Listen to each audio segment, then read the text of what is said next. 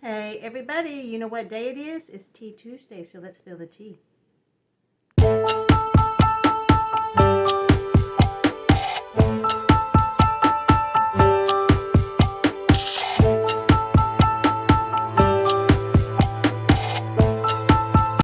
Hey everybody, this is Tony from Creative Chica Halls and Crafts, and today I'm doing Tea Tuesday, and I'm going to be talking a little bit about Phoebe. I don't have no video responses. I may give a shout out for a little collab that Kelly and I are doing together. I need to write that down here. Anyway, okay. I need to write things down, guys. I'm getting old. So anyway, so today is Tea Tuesday. It is hosted by Kathy's Favorite Things and Life with Patty. Okay, so I'm going to talk about Phoebe. This past week has been a week that I never want to go through ever again, guys. It's just been very, very difficult. And thank God that my husband was off this particular week, okay? Because I had mentioned on No Tea Tuesday that he was going to be on vacation, and I had to pre-record, my Tea Tuesday, which he is off. He was off this full past week, so I'm having to pre-record this one as well. But it is what it is. I got to do what I got to do. So anyway, thank God my husband was here this past week. We had a lot going on this week. My truck, it needed spark plugs. We had to take it all the way to Sarasota because it was cheaper to do it there than it was in our hometown. It was just like, So anyway. So what had happened with Phoebe? Okay, first of all, I loved my little Phoebe. She was supposedly 15 years old. When I took her to the vet, they said she's 15 years old, I said. I had no idea, guys, because my son had brought her to me in 2011 before he went to the Marines. He was with his girlfriend, and the girlfriend's, I guess, her sister-in-law had Phoebe. Okay? Huh. Oh, and I'm drinking my tea in the pumpkin spice for life. I'm drinking the glazed lemon loaf. It's delicious, guys. I'm telling you, it's delicious. Tastes like you're drinking a dessert, like a lemon meringue pie or something. Anyway, so getting back to Phoebe, this lady evidently had mistreated her. She had a couple of kids, and she evidently would, hit Phoebe with a broom, or she did some other terrible things. I'm not even going to discuss that, but I do know that, from what I understand, she would tie her up outside. Phoebe was definitely afraid of lightning, okay? The thunder and the lightning and everything. So anyway, so my son was over their house or something, and he could see, like she really didn't want the dog and stuff. So he told her, he said, hey, will you sell me the dog? She said, sure. And he said, here, will you take $20? And so she did. She took $20 for Phoebe. So he brought her home to me, and I said, oh my gosh, I just fell in love with her right away. She was like a little soft bunny rabbit.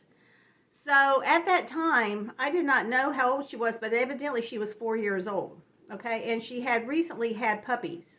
So maybe that's what they used her for, to have puppies to make money. I don't know. Anyway, I'm sure that she made beautiful puppies. So anyway, so I fell in love with her, and that was in 2011, and so I actually had her for about 11 and a half years. Our whole family just loved Phoebe, Phoebe,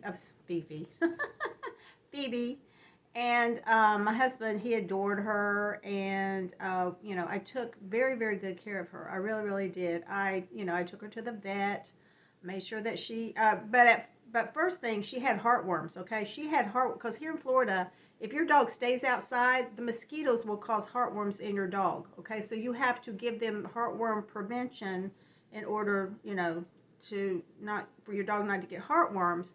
So, I mean, like, the mosquitoes are awful here in Florida, and plus we live close to the river, and, it's just bad. But, so I took her to the vet, and they did a heartworm test on her. She came back positive. So because of that, she wasn't showing any signs of distress or anything like that. So the doctor, he said, he gave me this shots. I had to give her shots. I think it was like once a week for like I don't even know how many weeks I had to give that to her.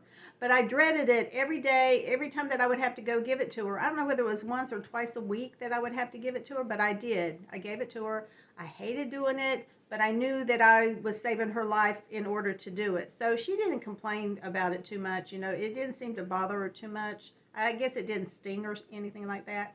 So I nursed her back to health there. So she was basically healthy all of her life, okay?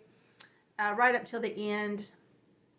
And the most important thing here is, I've had dogs before. I never took the dogs to go get their teeth cleaned. I didn't know. I didn't know about that. I said, "What? You take them to go? Yeah, you got to take your dog to get their teeth cleaned, because if you don't, okay, supposedly the smaller dogs you start earlier in life because they have a smaller mouth." And then the bigger dogs, like they're like 7 or 8 years old before you would have to. But the problem with taking them to get their teeth cleaned is that they have to put under anesthesia. Sometimes, it happens where the dog does not come out of the anesthesia and they pass away, which scares me. Okay, that scared me first of all. So after a few years, I noticed that her teeth were getting really, really bad. Now, I didn't really know about brushing. I tried to brush them once. She was having nothing to do with that.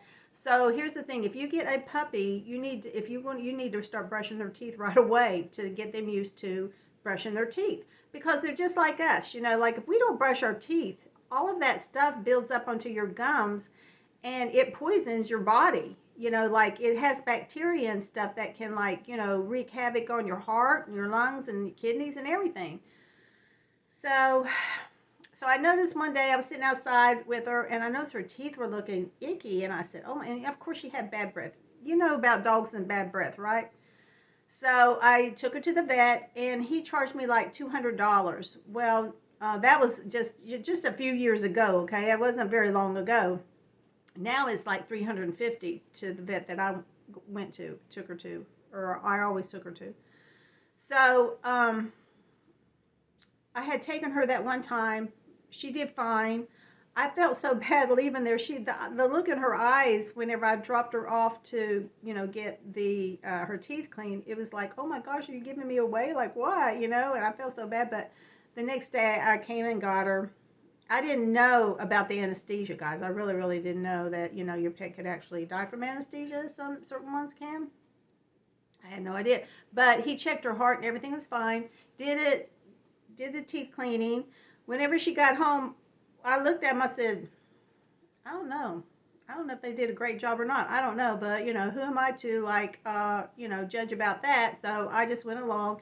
Okay, so as a couple more years went past, I know she had the bad breath.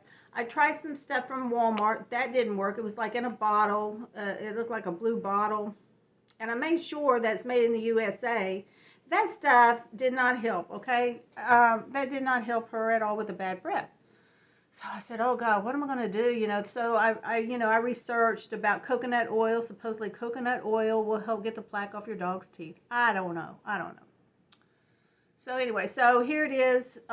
Just a couple weeks ago, I would watch her, and I knew that her teeth were bad. Okay, but I was afraid to put her under anesthesia, because I was afraid that because she's old. She's an older dog. She's a senior dog. So she would always sit by me all the time. She was my shadow. Every time I go to the bathroom, she's sitting right there waiting on me.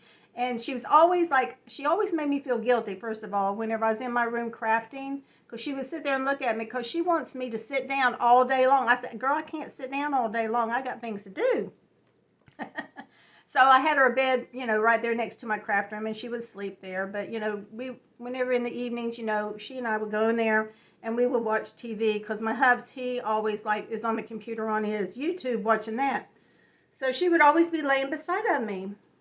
And I noticed lately her breathing was odd, because she would take deep breaths whenever she's sleeping. It was like deep breaths, it was like a struggle. And I said, that can't be right. I just, and then I noticed the breathing was kind of fast. So I kept on watching her. I monitored her. And then this past week, she quit eating. She stopped eating. I got up one morning, I said, my gut, you need to trust your gut. It says you need to go take her to the vet and get her checked out. So that's what I did. So I took her to my vet.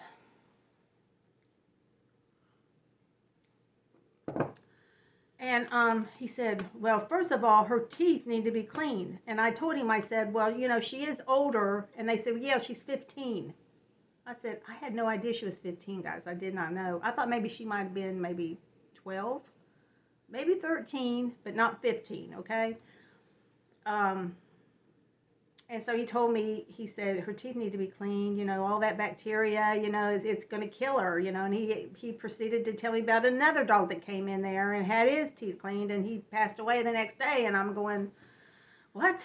Like, I don't know what to do. And then he checked her heart. He said she had a murmur. So I told him, and so he said it'd be $350 to have her teeth cleaned. And he said, I will do it personally. He was, I will clean her teeth personally and monitor her. But he said, if you want to take that chance.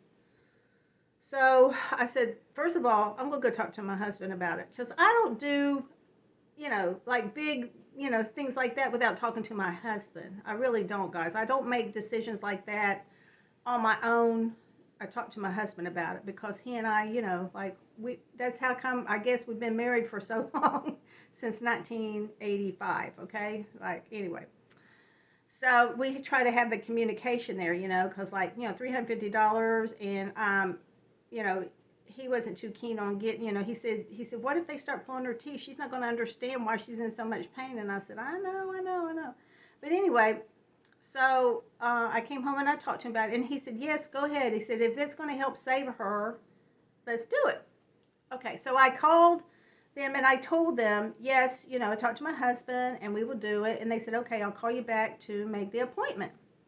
In the meantime, she seemed to be doing fine. I mean, she was okay. I went to the store, come back. She's sitting in the middle of the floor, heaving, like coughing, like, and it was like horrible. I said, oh my God, I've never heard her do that before. And in the meantime, before that, he had given her like 5 or 6 shots that day before. And I thought, oh, she's going to be okay. He gave her a shot to increase her appetite and all that. So I thought, she was going to be okay. But whenever I came home and saw her in the middle of the floor struggling, I said, what the heck is going on? So I immediately called the vet. And so they, of course, got me in that afternoon. That was morning. I said, boy, if she gets any worse, I'm bringing her straight right over there, okay? Because, so I went and sat with her. And as long as she would lay down, she was fine, but I'd still noticed the breathing was quite, more rapid. So anyway, what am I at? 12 minutes? Oh gosh. Okay, I'll kind of speed this up a little bit. Anyway, so I took her back over there, and he goes, yeah. Says she's got, it's like she's got a leaky valve in her heart. And he goes, and he told me, he said, be prepared. I just want you to be prepared. So he put her on Lasix. So I took her home. He said, here, let me know. And I said, okay. So I took her home, put her on Lasix. I had to give it to her with some applesauce in a syringe. And then finally, she started taking it with some cheese. So, I know cheese isn't probably good for your dog, but I had to get that down her one way or the other. And I had to give, it was a very, very tiny peel, so I had to cut it in half. I gave it to her. So she seemed to be fine, guys. She was walking around fine. She wanted to go outside. She was actually kind of running to the door. And so that Friday, before she passed, she ate like 4 times. She kept on coming in the kitchen looking at me like, feed me. So, of course, I fed her. I said, wow, you're, because she had lost weight, guys. She had lost weight. She was getting very, very skinny. I said, oh, my God. So her appetite, she ate 4 times that Friday. And then that next Saturday morning, I got up and my husband said, you may need to check Phoebe. He said, I can hear her breathing. She was laying in her bed just like, oh my gosh, she just looked terrible. I said, oh my God, So I called the vet. Of course, he wasn't there on Saturday. Usually he's there on Saturday, but he wasn't there on Saturday. So I gave her Lasix, and my husband and I, we went in here and sat down with her. I had her on my lap, and she was like, breathing very, very rapidly, very weak. And my husband and I were both sitting there. We were crying, you know, because we didn't know what to do. We had no emergency vet to go to. We live in a small town, so there was no emergency vet available. And my vet did not, you know, I called them and they go, well, I told her what was going on. And she goes, well, I'm sorry, but he's not here. I said, well, what am I supposed to do? She goes, I don't know. I'm sorry. Like, you know, what the hell? You know what I'm saying? I was upset. I was so mad. So anyway, my husband and I, we sat in there with her for 2 hours. I had given her medicine. And I honestly, several times we thought she was going to be gone. I mean, she was like on death's door at that time. Then all of a sudden, she picks her head up, like the medicine kicked in, and she was fine. I said, oh my God, like what in the world? And she ate a little bit. She walked around. She went outside and used the bathroom. So all weekend long, I monitored her. I made sure I gave her the Lasix, but she kept on going downhill. So Sunday, I told my husband, I said, we cannot like let her continue this because evidently that Lasix is not working now. And it really wasn't. It wasn't working. It was her time. So with a heavy heart, I made the appointment Monday morning. I called him early. I said, look, Phoebe needs to come in. We have to have her put to sleep. I said, she has gone downhill and I can no longer let her suffer any longer. So they said, yeah, come in at 11. The doctor will see people 11. Usually he sees people at 9. No, at 11. Okay. All right. So my husband, he went over there with me. We went a little bit early. And the girl, like we had to sit out in our car for the girl to come out. We had to check in. We had to sign a paper. And then she brought out a page of like, because we were having her cremated, the urns and all that stuff. And so I ordered the paw print of her, and, you know, I wanted to get her a different urn, but the urn comes with the package. So I said, okay. So we just did that. Then we took her in, and he just talked to us for a few minutes, and I had to lay her down on the table, and he said, come around so she can see you. And he proceeded to give her the shot. And, you know, I was telling her that I loved her. My husband was right behind me. You know, we were telling her that we love you, Phoebe, you know. So now you're going to be, you know, you're not going to suffer any longer. And she went to sleep pretty fast. I still feel kind of weird because that shot, once he gave it to her, she was okay. But then all of a sudden, evidently it burned or something. And she raised up and went like this. And then she just went back down. So I gave her another kiss on the head and told her goodbye. And so they send the dogs off to be cremated, I believe. That's what they said. So, you know, I'm supposed to be getting her sometime next week. But that's not the first time I ever had to go have a dog put to sleep. My little Pablo Cruz, I had to do him as well because he had kidney failure, and I had like nursed him for, you know, with the medication and everything for 1.5 years, and he had just went downhill. So he was like 13 years old, so I had to go over there by myself and do that. That was very difficult. So anyway, that's what happened there. And I wanted to tell y'all, okay, so I posted it on my Facebook about, you know, Phoebe's crossing the Rainbow Bridge. So I didn't call any of my friends. I didn't message them or anything because I was just kind of like, you know, devastated. I was like, I don't know what, and kind of like in shock because, you know, it was so hard. It was so hard because I love her so much. But honestly, okay, so my son, you know, he passed away last year, October the 7th. I feel in my heart that God gave me Phoebe one more year to help me get through that. Me and my husband to get through that. She was there for me. So I just feel like, you know, because it's weird because, like, you know, she died like 1 year and 2 weeks after my son died. So I just feel like, you know, but I feel like it was her time to go, you know, because I couldn't see her suffer no longer. So my husband, he said, let's not go back to the house right away. So we went down. We had lunch at McDonald's because, you know, the McRib is back, and my husband loves the McRib.